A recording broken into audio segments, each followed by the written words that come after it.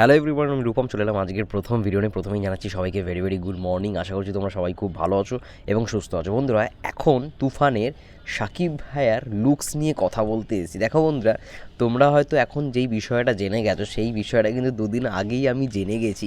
যাই হোক, সেটা বলিনি কারণ সেটা একটা কি বলবো, সেরকমই একটা লিকেজ ফুটেজ ছিল।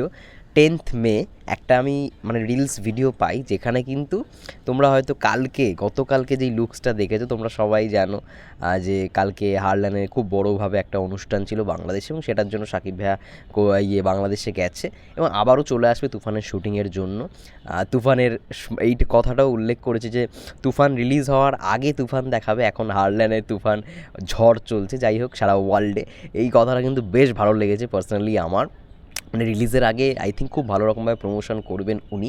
কিন্তু যে লুকসের ব্যাপারটা আমরা দেখছি, একদম মিডিয়াম হেয়ার এবং যেই মোটা মোটা দাড়িটা ছিল, গোঁফদাড়ি ছিল, সেটা কিন্তু পুরোপুরি তিনি কেটে ফেলেছেন। তার মানে কি এই লুকসেও তুফানের কোনো কিছু অংশ আমরা দেখতে পারবো? ইয়েস, তুফান সিনেমাটার মধ্যে সাকিব ভাইয়ের আমরা দুটো লুকস দেখতে পারবো। একটা লুকস তো আমরা টিজারে দেখেই ফেলেছি, বড় বড় চুল, যেরকম গ্যাংস্টারের লুক হয়। কিন্তু এছাড়াও আরও একটা লুকস, যেটা তোমরা গতকালকে দেখেছো যেরকম অবস্থায়, ঠিক সেরকম একটা লুকসও কিন্তু থাকতে চলেছে। এবার এই জিনিসটাই কিন্তু 10th মে একটা দেখছিলাম ভাইরাল হয়েছে খুব, রিলসটা, সেখানে রায়ান রাফি ভাইয়া, তারপর টেকনিশিয়ানস টিম এবং সাকিব ভাইয়াকে ঠিক এই ড্রেসেই, এই সাদা গেঞ্জি পরা ড্রেসেই আমি দেখছিলাম একটা গাড়ির সামনে। রায়ান রাফি ভাইয়া আর সাকিব ভাইয়া তারা কথা বলছে এবং গাড়িতে উঠিয়ে দিচ্ছে, এরকম একটা ফুটেজ লিক হয়েছে। আমি সেটাকে নিয়ে আর ভিডিও বানিয়ে এই কারণেই, যেহেতু সেটা করাটা খুব ভুল। এবার দেখলাম গতকালকে যখন সাকিব ভাইয়া সবার সামনে চলেই এসছে এবং সেটাকে নিয়ে কথা বলছে, সবাই যেহেতু জেনে গেছে, তো এখন সেটাকে নিয়ে কথা বললেও কোনো অসুবিধা হওয়ার কথা নয়। দেখো বন্ধুরা, গ্যাংস্টারের তো দুটো আমরা সেট সবসময় দেখতে পাই, সেটা যে কোনো সিনেমার ক্ষেত্রেই হোক, বড় বড় যে কোনো সিনেমার ক্ষেত্রেই। আমি লাস্ট যদি চেঙ্গিজের কথাই বলি, জিদ্দার, সেখানেও কিন্তু দুটো লুকসই ছিল। ভালো করে লক্ষ্য করে দেখো, চুলটা বড় ছিল কিন্তু চাপ দাড়িটা কিন্তু মোটামুটি ছিল। আবার যখন সে গ্যাংস্টারে পরিণত হয় তখন কিন্তু দেখবে ফ্রেঞ্চ কাট দাড়ি এবং বড় বড় চুল, সেরকম ডিজাইনের ড্রেস। যাই হোক না কেন, গ্যাংস্টারদের কিন্তু 90s সময়কার গ্যাংস্টারদের পরনে কস্টিউমগুলো কিন্তু এরকমই থাকতো এবং ওদের কিন্তু পরিবর্তনটা কীভাবে এসছে এটা কিন্তু লুকসে আমরা বুঝতে পারি। যাই হোক না কেন, সাকিব ভাইয়ার তুফানে আমরা দুটো লুকস দেখতে পারবো। এবার এই লুকসটা কতটা কি চেঞ্জ সেটাই দেখার ব্যাপার, সেটা আমরা সিনেমাটা এলেই দেখতে পারবো। ট্রেলারে হয়তো কিছু ঝলক দেখতে পারবো যে এই লুকসটার কেমন কি এক্সপেরিমেন্ট করা হয়েছে।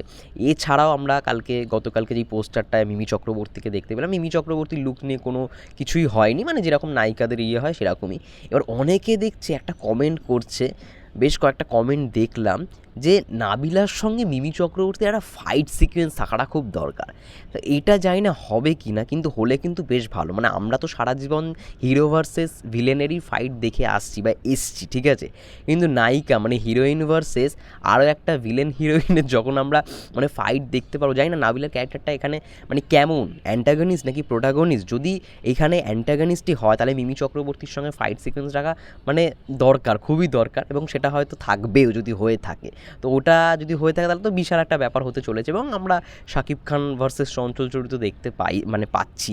কিন্তু দুঃখের বিষয় একটাই, যেটা আমি কালকেও আলোচনা করেছি, যে কেন এসবিএফ এই ভুলটা যে কেন করলো আমি বুঝলাম না। আমি দেখলাম আবার সেম কথা, পাইরেসি পাইরেসি পাইরেসি। আর পাইরেসি এখন সব সিনেমার হচ্ছে, পাইরেসি হচ্ছে মানেই বিরাট ব্যবসার ক্ষতি হচ্ছে। এই জিনিসটা ধারণাটাই ভুল। আজকে রাজকুমার বিদেশে রিলিজ হওয়ার আগে কিন্তু বাংলাদেশে এসছে, ইন্ডিয়াতেও আসেনি, তাই পাইরেসি হয়ে গেছে। সবাই কমেন্টে এসে লিঙ্ক দিচ্ছে, সেগুলোকে আটকানোর চেষ্টা করেছে। তাহলে কি পাইরেসি হচ্ছে না? পাইরেসিকে আটকানো যাবে না, সেটা বড় বড় সিনেমা হোক আর ছোটো ছোটো সিনেমা হোক, আটকানো যাবে না, এটা কিন্তু ফ্যাক্ট। পাইরেসির জন্য যদি এসবিএফ এটা করে থাকে, আমি বলবো যে খুবই বোকামি। কিন্তু এসবিএফের অথরিটাকে পেছানো দরকার ছিল আগে। কুরবানি ঈদে 14ই জুনের জায়গায় 17ই জুনে আগে তুফানটা আনাটা খুবই দরকার। কারণ কলকাতায় যেখানে বেশিরভাগ শ্যুট হয়েছে, এসবিএফ যেখানে নিজে দায়িত্ব নিয়ে সমস্ত কিছু রেস্ট্রিকশনসের মাধ্যমে করেছে শুটিংসগুলো, প্রথমে সেটা কাউকে ঢুকতে দিচ্ছিল না, এরকম অনেক খবরই এসছে। তো সেই জায়গা থেকে দাঁড়িয়ে আমার কোথাও গিয়ে মনে হয় খুব বোকামি কাজ করলো এটা। আগে বাংলাদেশে রিলিজ দিয়ে তারপরে এক সপ্তাহ পর হয়তো কলকাতায় আসবে, তাহলে তো মেন যে দর্শক তারাই তো কোথাও গিয়ে হতাশা হয়ে যাবে। আজকে কলকাতার যেই দর্শক রয়েছে, যারা সাকিব ভাইয়াকে ভালোবাসতে শুরু করেছে, অনেকেই দেখুন তুফানের টিজার দেখে ভালো ভালো রিয়াকশন দিচ্ছে, তাহলে তারাও তো চাইবে যে আগে আমাদের এইখানেও আসুক, একই সঙ্গে আমরা দেখতে পাই। যাই হোক ভাই, এটা এসবিএফের ডিসিশন, আমি তো কিছু বলতে পারবো না। এসবিএফ যেটা চাইবে সেটাই করবে, কিন্তু এটা খুব বড় বোকামি যদি হয়ে থাকে। জানি না পরবর্তীকালে ডিসিশন চেঞ্জ হবে কি না, দেখা যাক কী হয়, হোপ ফর দ্য বেস্ট, এটাই বলবো। কিন্তু হ্যাঁ, যেটা নিয়ে সবথেকে বেশি এক্সাইটেড, যে নাবিলা ভার্সেস মিমি চক্রবর্তী যদি একটা টাসেল হয় তাহলে কিন্তু ব্যাপক জমে যাবে, এবং তার সঙ্গে সঙ্গে মানে ডাবল রোলে হয়তো আমরা সাকিব ভাইয়াকে দেখতে পারবো, যেহেতু দুটো লুক। এবার হ্যাঁ, এটাও হতে পারে যে তুফান যে ক্যারেক্টারটা, তার মিড এজটা দেখানো হচ্ছে, যখন তার 20 থেকে 25 বছর বয়সের একটা মানে বয়সের যে গ্যাপটা, সে কী করেছিল বা সে কী করে গ্যাংস্টার হয়ে উঠলো, সেটারও একটা লুকস হয়তো আমরা দেখতে পেতে চলেছি এই সিনেমাটার মধ্যে। দেখা যাক, তোমাদের কি মন্তব্য অবশ্যই কমেন্ট করে জানাও। ততক্ষণ সবাই ভালো থেকো, সুস্থ থেকো, টেক কেয়ার।